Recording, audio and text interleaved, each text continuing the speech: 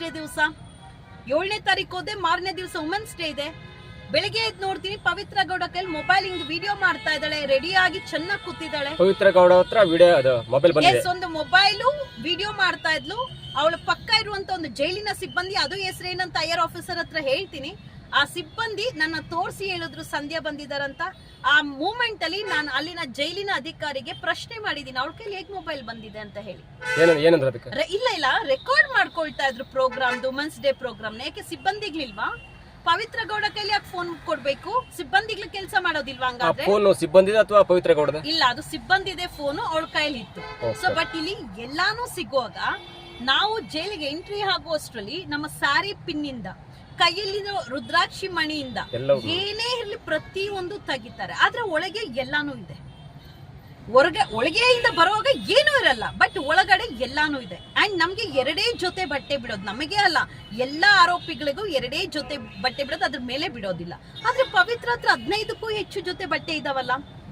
ಎಂಟ್ರಿಗೆ ಹೋದ್ರೆ ಪ್ರತಿಯೊಬ್ಬರನ್ನು ಚೆಕ್ ಮಾಡ್ತೀರಾ, ಅವಳ್ದು ಯಾಕೆ ಚೆಕ್ ಮಾಡೋದಿಲ್ಲ? ಏನೇ ಒಂದು ಪ್ರಶ್ನೆ ಮಾಡಿದ್ರೇನು DG ಅವ್ರು ಹೇಳಿದ್ದಾರೆ ಅದು VVIP ರೂಮು, VVIP ಅಂತ ಎಲ್ಲಾದ್ರೂ ಮೆನ್ಷನ್ ಮಾಡಿದ್ದಾರೆ. ಅಲೋಕ್ ಕುಮಾರ್ ಸರ್ ಹೇಳಿರೋದು ಪ್ರತಿಯೊಬ್ರು ಸಾಮಾನ್ಯ ಆರೋಪಿ ಅಂತ ಇರ್ಬೇಕು, ಅದು ದರ್ಶನ್ ಆಗ್ಲಿ ಪವಿತ್ರ ಗೌಡ ಆಗ್ಲಿ ಅಂತ. ದರ್ಶನ್ ಅವರಲ್ಲಿ ಸಾಮಾನ್ಯ ಆರೋಪಿ ಅಂತ ಇದಾರಲ್ವಾ, ಇವರು ಸಾಮಾನ್ಯ ಆರೋಪಿ ತರ ಇದಾರ? ನಾವು ಮುಖಕ್ಕೆ ಆ 3 months ಒಂದು ಸೋಪ್ ಹಾಕಿಲ್ಲ, ಹೆಂಗಿರ್ಬೇಕು ಹಂಗೆ ಆ ಸೊಳ್ಳೆ ಕಾಟ ಒಂದು ಎಷ್ಟು ದರ್ಟಿ ಅಂತ ಅಂದ್ರೆ at least basic common toilets clean ಇಲ್ಲ ಗೊತ್ತಾ? ಮಾನವ ಹಕ್ಕು ಏನ್ ಮಾಡ್ತಾ ಇದೆ, ಮಹಿಳಾ ಆಯೋಗ ಏನ್ ಮಾಡ್ತಾ ಇದೆ, ಇದ್ರ ಬಗ್ಗೆ ನನಗೇನಂದ್ರೆ ಇಲ್ಲಿ ಯಾರ ಮೇಲೇನೂ ದ್ವೇಷಕ್ಕೆ ಇಲ್ಲ, ನಾನು ಎಲ್ಲಾ ಬದಲಾವಣೆ ಮಾಡ್ತೀನಿ ಅಲ್ಲ, ಚೇಂಜಸ್ ಆಗ್ಬೇಕು. ಇವತ್ತು ಪೊಲೀಸರೇ ಕಳ್ಳರನ್ನ ಹಿಡಿಯುವಂತ ಪೊಲೀಸರೇ ಕಳ್ಳರಾಗಿ ಹೋಗ್ತಾ ಇದಾರೆ. ನೆನೆ Mahesh Kanakagiri CID inspector arrest ಆಗಿದ್ದಾರೆ, ಕಳ್ತನ ಮಾಡಿ 20 ಲಕ್ಷ. ಪೊಲೀಸ್ ಅವರೇ ಇತ್ತೀಚೆಗೆ ಕ್ರಿಮಿನಲ್ ಬ್ಯಾಕ್ ಗ್ರೌಂಡ್ ಅಲ್ಲಿ ಬೀಳ್ತಾ ಇದ್ರೆ ಇನ್ ಸಾಮಾನ್ಯ ಆರೋಪಿಗಳನ್ನ ಪ್ರಶ್ನೆ ಮಾಡುವಂತದ್ದು ಎಲ್ಲಿದೆ? ಸಾಮಾನ್ಯ ಆರೋಪಿಗಳನ್ನ ಬಂಧಿಸುವಂತ ತಾಕತ್ತಿರುವಂತವ್ರು ಅರೆಸ್ಟ್ ಮಾಡಿ ಅವ್ರ ಫೋಟೋಗಳನ್ನ ಹಾಕಿ ಸೋಷಿಯಲ್ ಮೀಡಿಯಾದಲ್ಲಿ ತೋರಿಸುವಂತವ್ರು ಯಾಕೆ ಪೊಲೀಸ್ ಅವ್ರು ಮಾಡ್ತಾರಲ್ಲ? ಕ್ರಿಮಿನಲ್ ಬ್ಯಾಕ್ ಗ್ರೌಂಡ್ ಇದಾರಲ್ವಾ, ಅರೆಸ್ಟ್ ಆಗಿರ್ತಾರಲ್ವಾ, ಅವ್ರನ್ನ ಬರೀ ಸಸ್ಪೆಂಡ್ ಮಾಡೋ ಬದಲು ಟರ್ಮಿನೇಟ್ ಮಾಡಿ ಅವ್ರ ಫೋಟೋಸ್ ಡಿಸ್ಪ್ಲೇ ಮಾಡಿ, ಇಂಥ ಒಂದು ಪೊಲೀಸು ಇಂಥ ಒಂದು ಆರೋಪಿ ಸ್ಥಾನದಲ್ಲಿ ಇದ್ದಾನೆ ಅಂತ ಹೇಳಿ.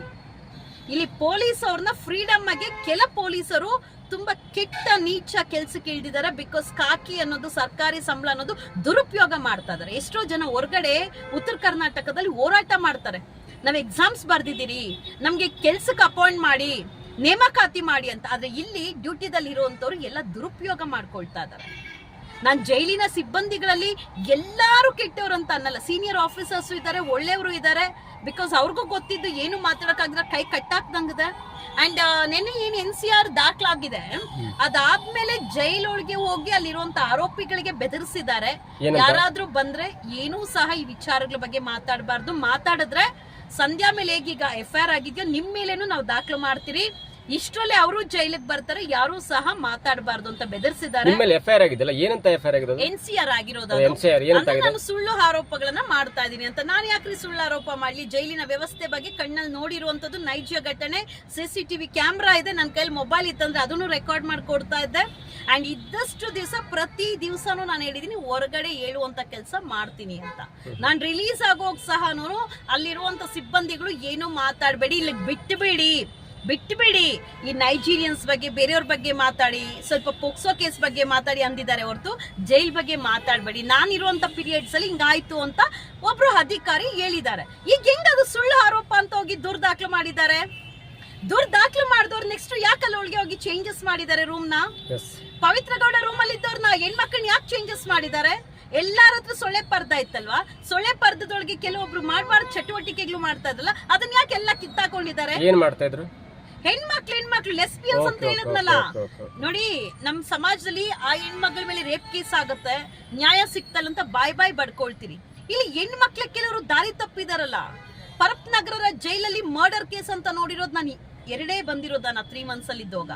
ಎಲ್ಲಾರು ಅತಿ ಹೆಚ್ಚು 70% ಇರೋದು ವೇಶ್ಯವಾಟಿಕೆ ದಂಧೆದಲ್ಲಿ ಬರ್ತಾ ಇರುವಂತ ಹೆಣ್ಣು ಮಕ್ಳು, ಅದ್ರಲ್ಲೂ ಹೋರಾಟಗಾರರು ಅನ್ಸ್ಕೊಂಡಿರುವಂತ ಯಾರೋ ಒಬ್ರು ಸರೋಜಮ್ಮ ಅಂತ ಎಲ್ಲಾರು ಬಂದಿರೋ. ಎಷ್ಟು ನಾಚಿಕೆಗೇಡಿನ ವಿಚಾರ.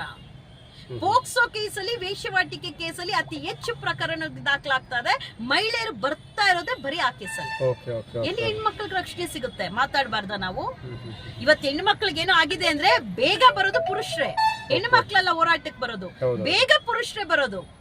ಎಷ್ಟು ಜನ ಹೋರಾಟಗಾರರು ಒಳಗೆ ಹೋಗಿದ್ದೀರಲ್ವಾ, ಅಲ್ಲಿರೋದ್ ಬರೀ ಹಿಂದಿ ವಾಲಗಳು, ಅಲ್ಲಿರೋದ್ ಬರೀ ಹಿಂದಿ ಚಾನೆಲ್ಸ್, ಕನ್ನಡ ಚಾನೆಲ್ಸ್ ಇಲ್ಲ. ಅದ್ರ ಬಗ್ಗೆ ಯಾಕೆ ಧ್ವನಿ ಎತ್ತಿಲ್ಲ? ನಿಮ್ಮ ಭಾಷೆ ಪ್ರೇಮ ಅನ್ನೋದು ಜೈಲ್ ಒಳಗೇನೂ ಇರ್ಬೇಕಲ್ವಾ? ಅಲ್ಲಿ ಟಿವಿ ಇದೆ ಒಳಗಡೆ. ಹೌದು. ಯಾವ ಚಾನೆಲ್ ಬರುತ್ತೆ? ಕನ್ನಡ ಯಾವ್ದು ಬರಲ್ಲ? ಯಾವ್ದು ಕನ್ನಡ ಬರಲ್ಲ, ಎಲ್ಲ ಬಂಗಾಳದೇ ಬರೋದು. ಓಕೆ ಓಕೆ ಎಲ್ಲ ಬಾಂಗ್ಲಾ ಅಸ್ಸಾಂದೇ ಬರೋದು. ಎಷ್ಟು ಜನ ಹೋರಾಟಗಾರರು ಹೋಗಿದ್ದೀರಲ್ವಾ, ನಿಮ್ಮ ಹೆಸರಲ್ಲಿರೋ ಬಾಂಗ್ಲಾ ಹೆಣ್ಮಕ್ಳು ಹೇಳ್ತಾರಲ್ವಾ, ಯಾಕೆ ನೀವು ಅದ್ರ ಬಗ್ಗೆ ಧ್ವನಿ ಎತ್ತಿಲ್ಲ? ಯಾಕೆ? ಹೋರಾಟ ಮಾಡಿದ್ರೆ ಮತ್ತೆ ಅದೇ ಜೈಲ್ಗೆ ಹಾಕ್ತಾರೆ, ಮತ್ತೆ ಪ್ರಾಬ್ಲಮ್ ಆಗುತ್ತೆ ಅನ್ನೋದಾ? ಭಯ ಬೀಳ್ಬಾರ್ದು, ಭಯ ಬೀಳಿಸ್ತಾರೆ. ಯಾಕೆ ಭಯ ಬೀಳ್ಬೇಕು? ನಾವು ಒಳಗಡೆ ಹೋದ್ರೂ ನಮ್ ವಕೀಲರು ಇರ್ತಾರೆ ನಮ್ಮ ಸಂಪರ್ಕದಲ್ಲಿ, ನಾವು ತಿಳಿಸುವಂತ ಕೆಲಸ ಮಾಡ್ಬೇಕು. ಮಾನವ ಹಕ್ಕಂತ ಇರುತ್ತೆ. ನನ್ನ ಮೇಲೆ ಯಾವುದೇ ತರ ಒಂದು ಕೆಟ್ಟ ಪ್ರಯೋಗ ನಡೆದಿಲ್ಲ. ನಡೆದಿದ್ರೆ ನಾನು ಅಲ್ಲಿಂದನೇ ಸ್ಪಾಟ್ ಅಲ್ಲಿ ನಾನು ಆಕ್ಷನ್ ತಗೊಳ್ಳೋದು ನನಗೆ ಗೊತ್ತಿದೆ, ಆ ಕೆಪಾಸಿಟಿ ನನಗಿದೆ. ಓಕೆ.